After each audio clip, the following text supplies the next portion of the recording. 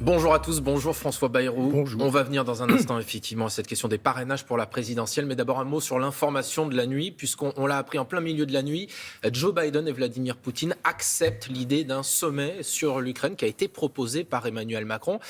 Est-ce que ça veut dire qu'on peut aller encore vers la paix ou est-ce que Vladimir Poutine cherche seulement à gagner du temps ? Jusqu'à la dernière minute, on peut aller vers la paix.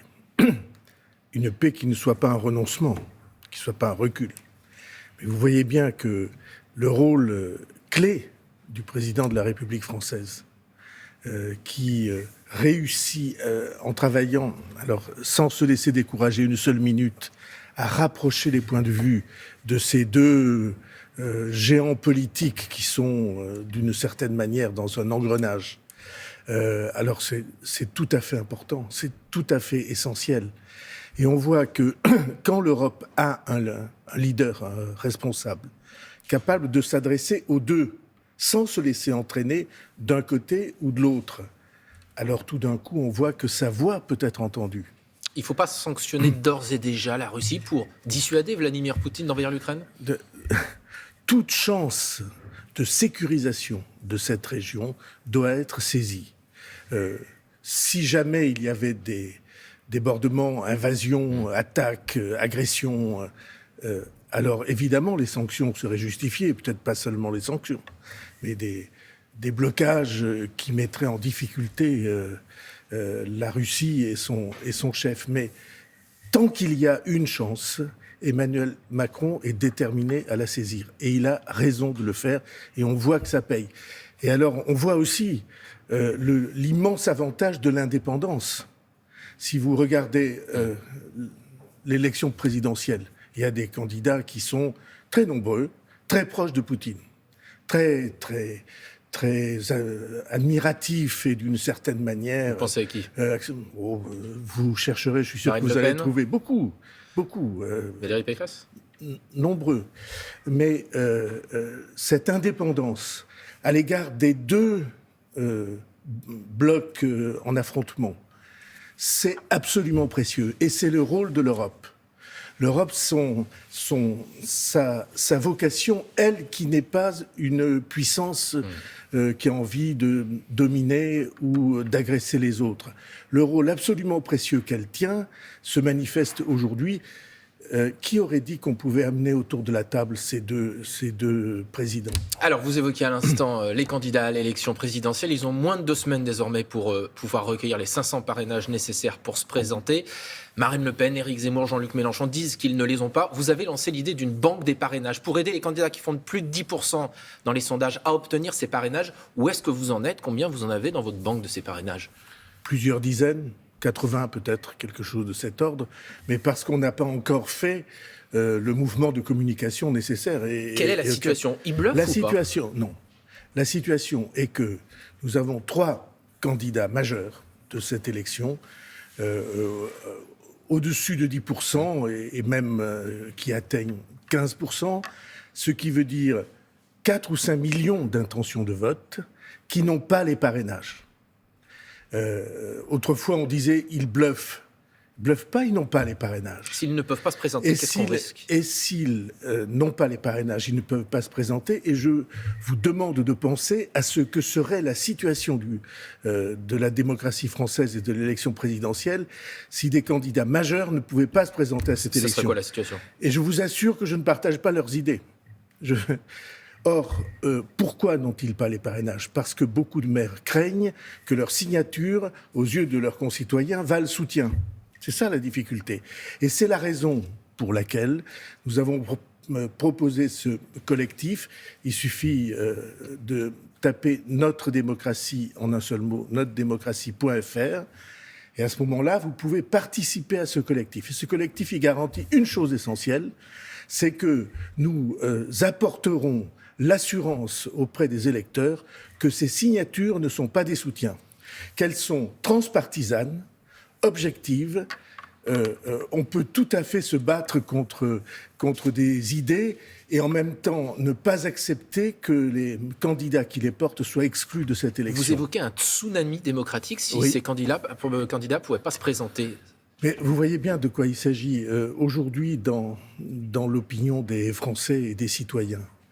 que se passe-t-il? Une immense vague de défiance à l'égard des institutions politiques, médiatiques, parce que vous êtes vous aussi dans le cœur du cyclone, dans l'œil du cyclone, médiatique, scientifique, médical. Tout le monde aujourd'hui a perdu confiance. Or, la clé de voûte de nos institutions, c'est l'élection présidentielle. On n'a pas le droit de laisser compromettre la loyauté de l'élection présidentielle en excluant des candidats simplement parce qu'ils n'auraient pas des signatures. Le maire Les Républicains de Cannes, David Lisnard, dit « Je parraine Jean-Luc Mélenchon, il n'a pas mes idées, mais il a le droit de concourir ». Vous dites quoi? Bravo, suivez son exemple. Vous voyez que c'est exactement ce que je plaide. C'est rigolo parce qu'au début, il n'était pas de cet avis, mais c'est très bien. Les évolutions sont bonnes. Vous allez parrainer qui? Mais une signature ne suffit pas. Voilà pourquoi ce collectif qui réunit des dizaines de maires, et bientôt centaines de maires, j'espère, est le seul à même de garantir la loyauté et l'équilibre de cette élection. François Bayrou, ça veut dire que pour la prochaine élection... Notredémocratie.fr, je veux le répéter parce qu'il y a des maires qui nous écoutent. Notredémocratie.fr, et là vous pouvez participer avec la certitude que dans quelques jours, nous pourrons garantir que la signature démocratique, la garantie démocratique n'est pas un soutien à des candidats ou à des idées. Oui ou non, ça veut dire que la prochaine fois, il faudra revenir à l'anonymat? Oui, je crois que c'est la moindre des choses. Mais on peut réfléchir à d'autres, sans doute à d'autres procédures. Des parrainages citoyens? Par exemple, mais vous voyez bien, toutes nos institutions sont en défaut aujourd'hui. Vous savez combien j'ai plaidé pour la proportionnelle, combien j'ai plaidé pour une banque de la démocratie, où on ne soit pas obligé d'aller dans des structures financières exotiques parce qu'on a besoin de se financer. Notre démocratie a besoin d'être réassurée par des pratiques nouvelles et plus audacieuses, et qu'on sorte enfin de cette confiscation dans laquelle le pays souffre parce que la confiance souffre. Fabien Roussel, ce matin, est mis en cause par Mediapart, le candidat communiste, qui l'accuse d'avoir occupé un emploi d'assistant parlementaire, mais ils n'ont trouvé aucune trace de son travail dans cet emploi. Qu'est-ce que vous en pensez? Je rappelle que le MoDem et l'UDF ont été mis en examen pour des soupçons d'emploi fictif d'eurodéputés. Qu'est-ce que vous pensez de ce qui a été reproché à Fabien Roussel? Je veux dire que nous, UDF et MoDem, ne sommes pas dans cette pratique des emplois fictifs. C'est un paradoxe parce que nous sommes poursuivis alors que nous n'avons pas fait cela. Quand vous voyez ce qui est reproché à Fabien Roussel. Et donc, ce qui est reproché à Fabien Roussel, c'est toujours la même histoire. C'est une espèce de dévoiement judiciaire de choses absolument qui ont été, qui sont absolument normales. Un député, son métier, c'est d'aller à l'Assemblée nationale, d'étudier des textes, et c'est de faire de la politique. Sans ça, il ne serait pas député. Et la fonction d'assistant parlementaire est une fonction de rampe de lancement pour beaucoup de parlementaires. Alors, si vous prenez la liste, alors vous allez découvrir que Manuel Valls a été assistant parlementaire, que Éric Ciotti a été assistant parlementaire, que Xavier Bertrand a été assistant parlementaire. Si vous faites la liste, il y en a des dizaines comme ça. Et c'est absolument normal qu'un député faisant de la politique, son assistant aide aussi à faire de la politique. On est élu par les électeurs, mais on est d'abord élu parce qu'on a l'investiture d'un parti. C'est lui qui vous présente. Et quoi de plus normal que de travailler avec son parti quand on est député? C'est le contraire qui est anormal et qui est immoral ou qui serait immoral. François Bayrou, le président de la République, Emmanuel Macron, propose de nommer Jacqueline Gourault, la ministre au Conseil constitutionnel. C'est l'une de vos proches historiques. Qu'est-ce que vous répondez à ceux qui disent que c'est une décision scandaleuse et que finalement ce serait un cadeau pour service rendu au MoDem? Les gens disent n'importe quoi et ne réfléchissent pas. Qu'est-ce que c'est le Conseil constitutionnel? C'est l'instance qui garantit l'équilibre des institutions. Ce n'est pas une Cour suprême, ce n'est pas un tribunal. C'est l'instance qui garantit l'équilibre des institutions. Et dans les institutions, il y a les collectivités locales. Jacqueline Gourault vient de faire voter plusieurs lois sur les collectivités locales, leur pouvoir, leur fonctionnement, et qui ont été votées quasiment à l'unanimité des deux assemblées. Donc c'est pas un cadeau, madame. Mais en aucune manière, on ne vit pas de cadeau. On est assez, comment dirais-je, fiers pour ne pas vivre de cadeaux.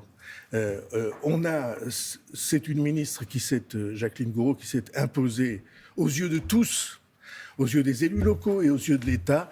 Elle connaît parfaitement l'État et les élus locaux Et de surcroît, c'est bon sens et une conscience.